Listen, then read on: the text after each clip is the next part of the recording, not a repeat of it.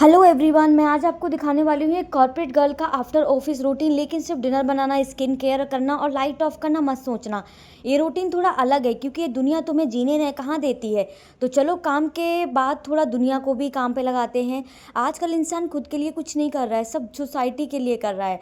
शादी भी करनी है तो इसीलिए कि लोग क्या कहेंगे, जॉब भी लेनी है तो लोगों को दिखाने के लिए, कपड़े भी पहनने हैं तो सोच के हिसाब से। अरे भाई सुधर जाओ, ये दुनिया तुम्हारे लिए रोटी लेके नहीं आएगी जब तुम सच में भूखे होगे। ये सोसाइटी बस तुम्हें जज करेगी तुम्हारे कपड़ों से, तुम्हारे रिश्ते से, तुम्हारे ब्रेकअप से, तुम्हारी जॉब से।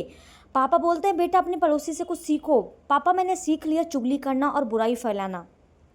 मेरे पापा को लगता है मैं अरेंज मैरिज के खिलाफ हूँ। अब उन्हें कैसे समझाऊँ कि मैं अरेंज मैरिज के नहीं, उनके ही टेस्ट के खिलाफ हूँ। पापा कहते हैं लड़का अच्छा है। अच्छा क्यों? क्योंकि उसने पापा के पैर छू लिए। एक बार मैंने बोला पापा लड़का अच्छा नहीं लगता। पापा बोलते हैं तुमने क्या उखाड़ लिया बड़े होके।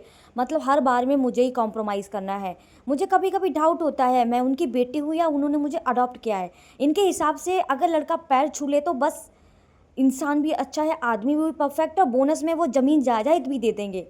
और जब लड़के वाले बोलते हैं और फिर मैंने बोल दिया कि लड़का सुंदर नहीं है, तो पापा बोलते हैं बेटा लड़के के गुण देखो, सुंदरता नहीं। बच्चों को बुरा कहना अलाउ है लेकिन दूसरे के बच्चों को मत कहना। हाइपोक्रेसी की भी हद होती है। अब मम्मी पापा को लगता है कोई है तो बता दो। जब उम्र थी किसी को पसंद करने की तब तक फ़ोन छुपा लिया था, और अब कह रहे हैं कोई हो तो बता दो। भाई तो नज़र भी कमज़ोर हो गई है।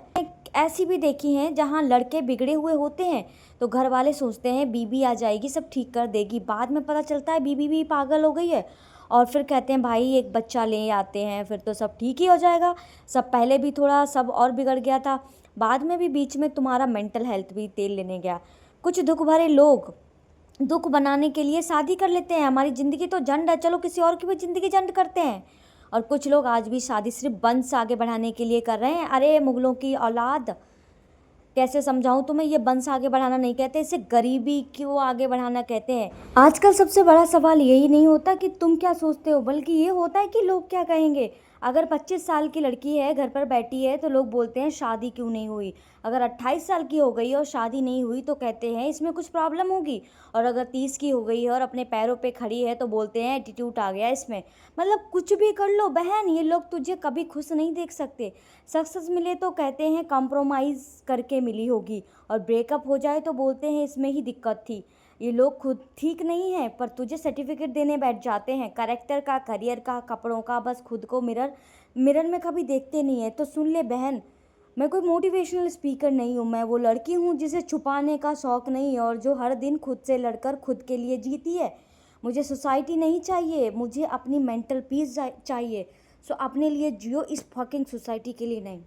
था मेरा नाइट रूटीन, एक कॉर्पोरेट लड़की का रूटीन जिसके लिए आफ्टर ऑफिस आवर्स का मतलब होता है जिम भी करना, कंटेंट भी बनाना, घर भी संभालना, खुद को भी संभालना। यहाँ कोई फेरी टेल नहीं चल रही है, यहाँ रियल ज़िंदगी है जहाँ कभी प्लेट में सिर्फ दाल होती है और कभी दिमाग में सिर्फ डेडलाइंस। मैं हर दिन किसी एक्सपेक्टेशन के पीछे नहीं भागती। मैं हर दिन हर रात खुद से मिलती हूँ, बिना फ़िल्टर के, बिना मेकअप के, सही गलत के टेंशन के बिना।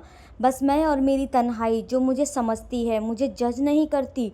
और हाँ, शादी, रिश्ते, लोग क्या सोचेंगे, इन सब के पीछे एक लड़की अपनी ज़िंदगी जी भी सकती है।